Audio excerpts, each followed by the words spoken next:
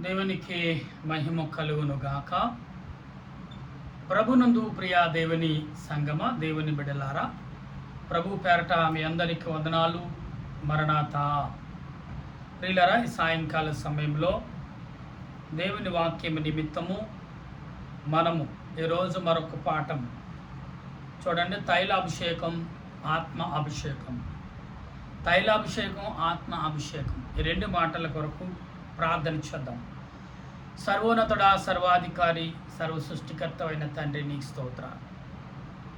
గతించిన రాత్రంతా కాలం మాకు తోడుగా ఉన్నాం. నీ ఆత్మ నడిపింపు మాకు దయచేశాం.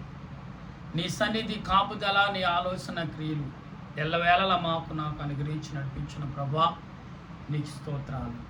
ఈ సాయంకాల సమయంలో నీ వాక్యమును చేతపట్టి నీ దాసుడైన నేను తండ్రి, ఇదిగో ఆత్మైనా ప్రభా, వాక్యం అనే అభిషేకం, తైలాభిషేకం, ఆత్మ అభిషేకం, ఈ మాటలను బట్టి నీ దాసుడని నేను నీ లేఖనముని చేతపట్టి నీ ఎదుట, నీ బిడ్డల ఎదుట నిలుచున్నాను. నిలుచున్నది నేనే కానీ మాట్లాడేది నీవే. ఎందుకంటే ప్రభా, నీ ఆత్మ చేత మమ్మల్ని సిద్ధపరిచిన దేవుడు, మమ్మల్ని బలపరిచిన తండ్రివు. దేవా, నీ సన్నిధిని కాపుదల, నీ ఆలోచన క్రియలను నీ మహిమ ద్వారా అనుగ్రహించి మహిమ పొందమని, నీ ఆలోచన క్రియల చేత మమ్మల్ని సిద్ధపరచమని, నీ ఆత్మతో మమ్మల్ని బలపరచమని ఆత్మరక్షణకర్త యేసుక్రీస్తు యొక్క పరిశుద్ధమైన నామములు అడిగి ప్రతిమాలి ప్రార్థిస్తున్నాను పరమ తండ్రి, ఆమేన్. తండ్రి అయిన దేవుని సన్నిధి సదా మనకు తోడుగా ఉండి ఆయన రాకడకు సిద్ధపరచును గాక, ఆమేన్. ప్రభునందు ప్రియా దేవుని బిడ్డలారా, తోటి తైలాభిషేకము, ఆత్మ అభిషేకం రెండు రకాలు. తైలాభిషేకము కంటుకు కనబడుతుంది, ఆత్మ అభిషేకం కంటుకు కనపడదు. ఈ రెండు పరిశుద్ధాత్మ వలన మనుషులకు కనపడేది తైలాభిషేకం. దేవునికి ఆ నూనె వేసి, తైలం వేసి ప్రార్థన చేసి దేవుని బిడ్డగా దేవునికి అప్పగించడం. తర్వాత దేవుడు ఆత్మ అభిషేకముతో నీలో ఉన్న ఆత్మను అభిషేకిస్తాడు. అప్పుడు నీవు పవిత్రుడవై, పరిశుద్ధుడవై, ఆత్మ సంపూర్ణుడవై, ఆత్మరూపుడుగా నువ్వు జీవిస్తావు. ప్రియులరా, దేవుడు ఎందుకు ఈ మాటలు మాట్లాడుచున్నాడు? ఎందుకు ఈ మాటలు ప్రకటిస్తున్నాడు? ఎందుకు దేవుడు ఈ మాటలను అందిస్తున్నాడు అంటే వాక్య గ్రంథంలో చూసినప్పుడు ఇక్కడ మన వాక్య గ్రంథంలో చదువుతున్నప్పుడు ప్రియులరా, దేవుడు మాట్లాడుచున్న ప్రతి మాట ఆత్మ సంబంధమైన మాటగా మనం భావించగలిగి ఉండాలి. ఎందుకంటే దేవుడు ప్రతి మాటలో ఆలోచన తగ్గ మాటలే ఉంటాయి. కనుక మనము గమనించినప్పుడు 1 సమూయేలు గ్రంథము 16 అధ్యాయము మనము మాట్లాడినప్పుడు ఇక్కడ 12వ వచనం నుండి ప్రభు మాట్లాడుచున్నారు. ఎందుకంటే దేవుని బిడ్డలారా, అనేకమైన విషయాలు చూడండి. ఎర్రని వాడును, చక్కటి నేత్రమ్మ కలిగిన వాడును, చూచుటకు సుందరమైన వాడే ఉండెను. అతడు రాగానే నేను కోరుకుని ఇతడే, నీవు లేచి అభిషేకించమని యెహోవా సెలవీగా సమూయేలు తైలపు కొమ్ము తీసుకుని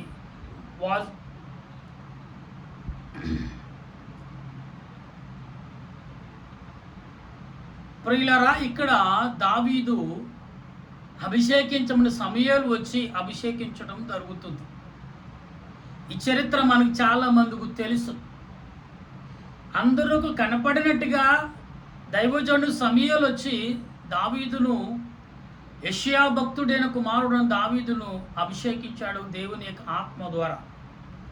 కానీ దేవుడు ఆత్మ ద్వారా అభిషేకించిన విధానం చూస్తే దావీదు ఎంత బలవంతుడయ్యాడో ఇక్కడ విషయాలు మనం గమనించాలి. అదే సమూయేలు గ్రంథంలో 10వ అధ్యాయము మొదటి నుండి కూడా మనకు కనబడుతున్న మాటలు. ప్రియులారా, కీర్తన గ్రంథము మనకు కనబడుతున్న 45వ కీర్తన మొదటి నుండి 4 వచనాలు. ప్రియులారా, గలతీ పత్రిక క్షమించండి, రోమా పత్రిక మనకు 2వ అధ్యాయము 33వ వచనంలో ఈ సమూయేలు దావీదును ఎలాగూ అభిషేకించడం, నూనె తైలముతో అతను బుడ్డులో తైలము తన శిరస్సు చేసి దేవుడిని ఏర్పరచుకున్నాడని దీవించాడు. ప్రియులారా, ఈ రోజున చాలామంది యవనులు, చాలామంది దీవించబడుతున్న వారు, చాలా రకాలుగా మాట్లాడుతున్న వారు, ప్రియులారా, కంటికి కనబడుతున్న అభిషేకం మనం పొందుతున్నాం. చూడండి, తైలాభిషేకము, ఆత్మ అభిషేకం. అంటే దావీదు ఏ రకమైన మరి అభిషేకాలు పొందాడు? 2 రకాల అభిషేకాలు పొందాడు. ఒకటి శరీర సంబంధమైన అభిషేకం, 2 ఆత్మ సంబంధమైన అభిషేకం కూడా దావీదు పొందాడు. ప్రియులారా, మనము గమనించినప్పుడు దావీదు తర్వాత సమూయేలు లేచి రామాకు వెళ్ళిపోయాను. యెహోవా ఆత్మ సౌలు విడిచిపోయి యెహోవా యొద్దను దురాత్మ కొట్ట వచ్చి ఆ వెరివిప్పగా సౌలు సేవకులను దేవుని యొద్దను దురాత్మలు ఒకటి నేను వెరపించినదిని మా ఏలిన వాడి నీవు ఆజ్ఞము. అంటే ప్రియులారా, సమూయేలు దురాత్మ కూడా సమూయేలు వెంబడించిన చరిత్ర మనందరికీ తెలుసు. అయితే ఇక్కడ చరిత్ర 2 మాటలు, ఒకటి తైలాభిషేకం, 2 ఆత్మాభిషేకం. 2 దావీదు పొందాడు.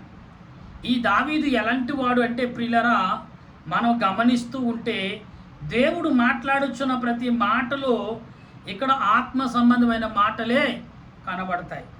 ఎందుకు అంటే ఇక్కడ దేవుడు ఏం మాట్లాడుచున్నాడు? 1 సమూయేలు గ్రంథంలోనే మనం చదువుకున్నాం కదా. ఈ యొక్క 10వ అధ్యాయం 1వ వచనంలో చదువుతున్నప్పుడు ఇక్కడ మాట్లాడుచున్న మాటలు మనం గమనించాలి. 10వ అధ్యాయంలో అప్పుడు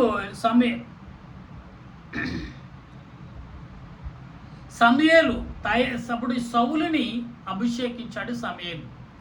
ప్రియులారా, తైలము బుడ్డు తీసుకుని సమూయేలు సౌలును అభిషేకించాడు. ఇక్కడ మనకు కనపడుతున్న మాటలు. తర్వాత ఏమైంది? ఇక్కడ అతను ముద్దు పెట్టుకుని యెహోవా అభిషేకించి తన శ్వాసం మీద అధిపతిగా నియమించి ఉన్నాడు. అంటే యెహోవా నిన్ను తన శ్వాస తన సర్వం మీద అధిపతిగా నియమించాడని సమూయేలు సౌలుతో చెప్పినట్టుగా, సౌలు సమూయేలుతో చెప్పినట్టుగా కనబడతాను ఈ విషయాలు. ప్రియులారా, దైవజనుడు ఎందుకు వచ్చి మాట్లాడాడు అంటే ఇక్కడ ఇంకా కనబడుతున్న మాట ఇలాగూ సెలవిచ్చును, ఈ దినమున నీవు నా యొద్ద నుండి పోయిన తర్వాత బెన్యామీను సరిహద్దులలో సరసహలోలను అంటే సరసహలో లోయలను రాహియలు మధ్యనను 2 మనుషులని కనబడుదురు. వారు నువ్వు వెదకుపోయి గాద్గమలు దొరుకునివి అని గాడిదలు తప్పకపోయిన కంచన గాడిదలు. ఇవన్నీ చరిత్ర. అయితే దావీదు ఇక్కడ సమూయేలుకు ముందు దావీదు అభిషేకించబడినవాడు, సమూయేలు అభిషేకించబడి, 2 కూడా అభిషేకించబడిన వారే. దావీదుకు ముందు సమూయేలు తర్వాత దావీదు వచ్చాడు. వీరిద్దరూ కూడా దేవుని యొక్క ప్రతినిధులుగా భూమి మీద రాజ్య పరిపాలన చేస్తున్నారు. ఈరోజు చాలామంది చాలా రకాలుగా మాట్లాడుకుంటున్నారు ప్రియులారా. అయితే ఇక్కడ గమనించాలి మనం, దేవుడు ఏ రకంగా నీతో మాట్లాడుచున్నాడు, దేవుడు ఏ రకంగా నిన్ను ఉచ్చరిస్తున్నాడు, దేవుడు ఏ రకంగా నిన్ను హెచ్చరిస్తున్నాడు. అభిషేకం అంటే బాప్తీసం అనుకుందాం. బాప్తీసం ఇచ్చిన తర్వాత ప్రతి నెల ఆయన ఆత్మ ఆహారమును నువ్వు పొందుతున్నావు. అంటే ఆత్మ అభిషేకం ప్రతి నెల నువ్వు పొందుతూనే ఉన్నావు. ప్రతి నెలలో నువ్వు తీసుకున్న రక్తము శరీరము నువ్వు కలిగి దేవుని సన్నిధిలో కలుగుతున్నావు. చూడండి, అభిషేకము, తైలాభిషేకము, ఆత్మ అభిషేకం 2 రకాల బలాన్ని దేవుడు దావీదుకి ఇచ్చాడు. ఈనాడు మనుషులైన మనము ఇక్కడ దావీదుకి తర్వాత ముందుగా సమూయేలు ఆ రకంగా దీవించబడ్డాడు. సమూయేలు లోకాంగో ఆశపడటం వలన దావీదు నియమించుకున్నాడు. దేవుడు చాలా రకాలుగా దీవిస్తే, అభిషేకిస్తే సామాన్యంగా అభిషేకించడాడు, బలముగా అభిషేకిస్తాడు. దేవుడు తనంతట తానుగా ఎప్పుడు కూడా అభిషేకాన్ని తీసుకోడు. నీ అంతటి నువ్వు నాశనం చేసుకోవాలి తప్ప, దేవుని యొక్క కృపను, దేవుని అభిషేకాన్ని, దేవుని ఆత్మను నీవంతటి నువ్వు సిద్ధరించుకోవాలి తప్ప, నువ్వు తిరస్కరించుకోవాలి తప్ప దేవుడు ఎప్పుడు కూడా దాన్ని వెనక తీయుడు. అది మాత్రం గుర్తుపెట్టుకోవాలి. ఇక్కడ ప్రియులారా, దేవుడు అంటున్నాడు అనేకమైన విషయాలు మాట్లాడుతూనే ఉన్నాడు ప్రియులారా. అయితే ఇక్కడ చాలా విషయాలు దావీదు భక్తుడు కూడా మాట్లాడుతూ ఉంటే దావీదు ఏమంటున్నాడు ఇక్కడ కీర్తన గ్రంథము 45 అధ్యాయము ఇక్కడ మాట్లాడుతున్న ఈ మాటలు మొదటి వచనంలో ఏమంటున్నాడు ప్రభు అంటే దావీదు భక్తుడు అంటున్న మాటలు చూద్దాం. ఇక్కడ ఏమంటున్నాడు 45 అధ్యాయం కీర్తన గ్రంథము ఒక దివ్యమైన సంగీతతో నా హృదయము ఉప్పొంగుచున్నది దావీదు భక్తుడు అంటాడు. ఏమిటి అది అని చూస్తే నేను రాజును గూర్చి రచించిన దానిని పలుకుదును అంటున్నాడు దావీదు. ఎక్కడ సమూయేలు ముందు పలుకుచున్న మాటలు, నా నాలుక త్వరగా కలము వలె రాసే కలము వలె నా నాలుక త్వరగా త్వరబెడుచుంది అంటున్నాడు దావీదు. ఎంత చక్కటి మాటలండి. నరుల కంటే అతి సుందరుడు అయి ఉన్నావు, నీ పెదవుల మీద.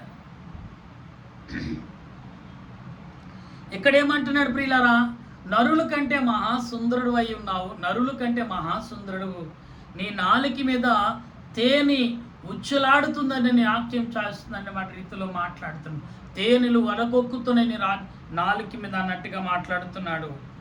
నిత్యమును ఆశీర్వదించును, శూరుడా నీ కత్తి మొలను కట్టుకునుము, నీ తేజస్సును నీ ప్రభావం ధరించుకునుము, సత్యమును వినయమును నీతితో కూడినది స్థాపించుటకును నీ ప్రభావము ధరించుకుని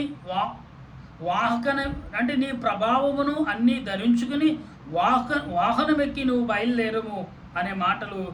నీ దక్షిణం అంటే ప్రియులారా, నీ దక్షిణ హస్తము భీకరముగా దీవించుటకు లేకపోతే హర్షించుటకు నిన్ను బలపరచును అనే రీతిలో మాట్లాడుచున్నాడు. ప్రియులారా, మనం చాలా విషయాల్లో చాలా రకాలుగా ఆలోచించదగిన మాటలుగా మనం భావించాలి. ఎందుకంటే ప్రభు ఈ రోజున నీతో నాతో మాట్లాడుచున్నాడు అనే భావము మనం కలిగి ఉన్నామా? కలిగి ఉంటే దేవుడు ఏ రకంగా నీతో నాతో మాట్లాడుతాడు, ఏ రకంగా నీతో నాతో ఉచ్చరిస్తాడు, ఏ రకంగా నీతో నాతో ప్రభు ఏ రీతిగా నిన్ను మరి ఆలోచింపజేస్తున్నాడు, ఏ రీతిగా ప్రభు నిన్ను నన్ను బలపరచబోతున్నాడు, ఏ రీతిగా ప్రభు నిన్ను నన్ను ఘనపరచబోతున్నాడు అనేది మనం ఎరిగిన వారిగా ఉండాలి. అందుకని ఇక్కడ తైలాభిషేకము అంటే ఆత్మ అభిషేకం, ఈ రెండు ప్రభు యొద్ద నుంచే మనకు అందించబడుతున్నాయి. ఈ రెండు కూడా దేవుని యొద్ద నుండే మనకు వచ్చుచున్నాయి అనేది మనం గమనించాలి. ప్రియులారా, యేసుక్రీస్తు ప్రభు మాట్లాడుచున్న ప్రతి మాటలో ఆత్మ సంబంధమైన మాటలుగా కనబడుచున్నవి. ఎందుకు అని మనం ప్రశ్నించుకున్నప్పుడు దేవుడు నీ పట్ల నా పట్ల చూపుచున్న ప్రతి క్రియను ఏదైతే ఉందో అందుకే ఆత్మ సంబంధమైన క్రియలుగా మనము భావించేవారమై ఉండాలి. ఏ సంబంధం అంటే ఆత్మ సంబంధమైన క్రియలుగా మనం భావించాలి. ప్రభు నీతో మాట్లాడుచున్నారు అంటే ఎందు నిమిత్తం మాట్లాడుతున్నారు అనేది మనం గమనించినప్పుడు అపోస్తుల కార్యములో ఇక్కడ మాట్లాడుచున్న మాటలు, అపోస్తుల కార్యం 2వ అధ్యాయములో ఇక్కడ ఏమంటున్నాడు ప్రభు అంటే ఇక్కడ దేవుడు ఏ రకంగా మాట్లాడుచున్నాడు అంటే 2వ అధ్యాయము అంటే ఇక్కడ ఈ నిన్నటి కాలంలో మనం చదువు పెంతుకొస్తు పండుగ దినమున వారు పరిశుద్ధాత్మ చేత నింపబడిన అందుకే ఆత్మ అభిషేకము కలిగిన వారిగా వారు ప్రార్థన చేశారు. ప్రియులారా, ఈ 4 వచనాలు కూడా సమూయేలు గురించిని దావీదు గురించిని అలాగే మరి ఇక్కడ మరి చూడండి మరి యేసు ప్రభు శిష్యులు ఆత్మ రూపులుగా ఎలాగ నడిచారు, ఎలా మాట్లాడారు అనే భావము మనకు అర్థమవుతుంది. ప్రియులారా, ఇక్కడ తైలాభిషేకము ఆత్మాభిషేకము అనే మాటలు ఏదైతే ఉందో ఇది మనుషులకి ప్రతి వారికి కావలసిన అభిషేకం. ఇది సామాన్యమైన అభిషేకం కాదండి, దేవుడు నిన్ను ఏర్పరచుకుంటే జరిగిన క్రియ. అందుకే చాలా రకాలు చాలా విధములుగా దేవుడు మిమ్మల్ని నీ తల్లి గర్భంలోనే అభిషేకిస్తున్నాడు. ఆత్మ అభిషేకం, ఇక్కడ ఆత్మ అభిషేకం అనే మాటను కూడా మనం విన్నాం. ఆత్మ అభిషేకం ఎప్పుడు వస్తుంది? నీవు నీటి బుగ్గగా నీ తల్లి గర్భంలో ప్రవేశించినప్పుడు అది శరీరముతగా మారి ఆత్మను ధరించుకుని అది శరీరము యాకమై వచ్చినప్పుడు దేవుడు మొదట భూలోకంలో శరీరముతో ఉన్న నిన్నుతో అభిషేకిస్తున్నాడు. అప్పుడు ఆత్మ బలాన్ని పొందుకుని దేవుని ఎదుట మొరపెట్టడానికి నీలో ఉన్న ఆత్మ, దేవుడు నీ తల్లి గర్భంలో నియమించిన ఆత్మ రూపించబడి అప్పుడు బలాము అస్సలైన రూపమును దాల్చుకుంటుందంట. ఎప్పుడైతే నీవు తల్లి గర్భముని భూలోకానికి వచ్చి నీ ఉపమానము ఎరిగి నీ ఆటపాటలన్నీ మాలిగిన ఒక వయసు వచ్చిన తర్వాత నీ ఆత్మ ఎదురు చూస్తుందంట. ఎప్పుడంటే దేవుని అభిషేకం పొందిన నేను ఎప్పుడు బయటపడి ఎప్పుడు బహిరంగంగా మాట్లాడగలినని అప్పుడే యవ్వన కాలం. అది యేసు ప్రభు 30 సంవత్సరాల తర్వాత ఆయన మాట్లాడిన ఆత్మ అభిషేకం, ఆత్మ బోధలను ఆయన బోధించాడు. నేనంటాను యేసు ప్రభు 30 సంవత్సరాల వరకు కూడా తన శరీర సంబంధమైన విషయాలే గమనించాడు.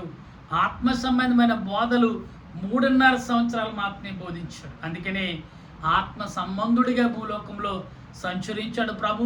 ఆత్మ సంబంధుడిగానే భూలోకంలో ఆయన మాట్లాడాడు. ఆత్మరూపుడిగానే తండ్రి యొక్క మాటను నెరవేర్చాడు. ఆత్మరూపుడిగానే శరీరాన్ని కూడగట్టుకున్నాడు. ఆత్మరూపుడిగానే సాతాను యొక్క పాప క్రియలను నలగగొట్టాడు. పాపాన్ని జయించాడు, మరణాన్ని జయించాడు, శిలువను జయించాడు, సమాధులు జయించాడు అనేది మనకి గమనించాలి. ఇక్కడ యేసు ప్రభుని ఎవరు అభిషేకించాడు? యేసు ప్రభు దైవ కుమారుడు, ఆత్మరూపుడు. శరీర సంబంధంగా యేసేపు మరియ వారి గర్భము ధరించినా కానీ ఆత్మరూపుడిగా వారి గర్భంలో ప్రవేశించాడు. ఆయన ఆత్మను ఎప్పుడు ఉపయోగించాడంటే ఆయన చేయవలసిన సమయం వచ్చినప్పుడు చేశాడు. ప్రియులారా గమనించారు, ఆయనకంటే ముందుగా ఆయన ప్రతినిధిగా బాప్తీసు యోహాను గారు అప్పటికి ఆయన సువార్త ప్రకటిస్తున్నారు. ఈయనకు 6 నెలలు పెద్దవాడేమో బాప్తీసు యోహాను గారు 6 నెలలు చిన్నవాడు యేసు ప్రభు. వారి వయసు వచ్చాక ఆనాడు యూదులు, ఆనాడు ఇజ్రాయేల్ ప్రజలకు వారి వయసుకి మించిన మాటలు వయసు వస్తేనే తప్ప అందుకనే ప్రియులారా మనము చూడండి ధర్మశాస్త్రముల గ్రంథంలో పేరుని లిఖింపజేసినాడు. ఏ వయసులో పుట్టాడు, ఏ రోజు పుట్టాడు, ఇతడు వయసు ఎంత అనేది లెక్క చూసిన తర్వాత ఇతడు మాట్లాడ అర్హుడని ఎవరు ఎదురు చెప్పరు. అటువంటి వయసు వచ్చేదాకా ఉన్నాడు. అప్పుడు వరకు ఆయన ఆత్మను బలపరుచుకున్నాడు. ప్రియులారా దేవుడు నీకు ఇచ్చే పని వరకు, ఏ పని అయితే దేవుడు నీకు ఇవ్వనన్నాడు, ఏ పనులైతే నేను వాడుకున్నాడో అంతవరకు కూడా ఆత్మను బలపరుచుకునేవాడిగా, ఆత్మను అభిషేకించుకునేవాడిగా, ఆత్మను లోపరుచుకుని జీవించేవాడిగా, శరీరను ఆత్మను ఏకత్వం కలిగి ప్రార్థించేవాడిగా పరిశుద్ధాత్మ దేవుడు ఈ సాయంకాలం పూట మీకు మాకు మనందరకు అందించునుగాక. ఆమేన్. ప్రార్థించుదాం. దయగల తండ్రి నీ కొందనాలు. తైలాభిషేకం, ఆత్మ అభిషేకం. అవును ప్రభా, శరీరం కనపడిది కంటికి శరీరమైన తండ్రి తైలాభిషేకం, కానీ కంటుకు కనపడిది ఆత్మకు మాత్రమే అర్థమయ్యేది ఆత్మ అభిషేకం. ఈ ఆత్మాభిషేకం రెండు కూడా భక్తులైన వారికి కలిగి ఉన్నారు, కానీ మనుషులుగా మేము కూడా కలిగి ఉండాలనేది నీ ఉద్దేశం. అవును, మనిషిగా ఈ లోకములో ఈ లోక శక్తులని, లోక అంధకార యొక్క దురాత్మలు జయించాలంటే నువ్వు అభిషేకం కలిగి ఉండాలి. తర్వాత నువ్వు ఆత్మ సంబంధుడిగా పరలోక రాజ్యం చేరాలంటే నువ్వు ఆత్మ అభిషేకం కలిగి ఉండాలని సెలవిచ్చావు. ఇటు మాటలను బట్టి మా ప్రియులు ఎందరైతే వింటున్నారో ఈ రీతిలో నాయన నీ అభిషేకాలు పొంది ప్రార్థించే కృపను అందించమని తండ్రి అయిన దేవుని కృప, పరిశుద్ధాత్మక సహాయము, త్రియేక దేవుని ఆదరణ అన్ని వేళలా నాకు అందించమని ఆత్మరక్షణకర్త అయిన యేసుక్రీస్తు యొక్క కృపలో బ్రతిమాలి ప్రార్థన చేయుచున్నాను పరమ తండ్రి. ఆమేన్. మన తండ్రి అయిన దేవుని సన్నిధి కాపుదల ఇప్పుడు ఎల్లప్పుడు సదా తోడుగా ఉండి ఆయన రాకడకు సిద్ధపరచునుగాక. ఆమేన్, ఆమేన్, ఆమేన్. మీ అందరికీ మరణాతా.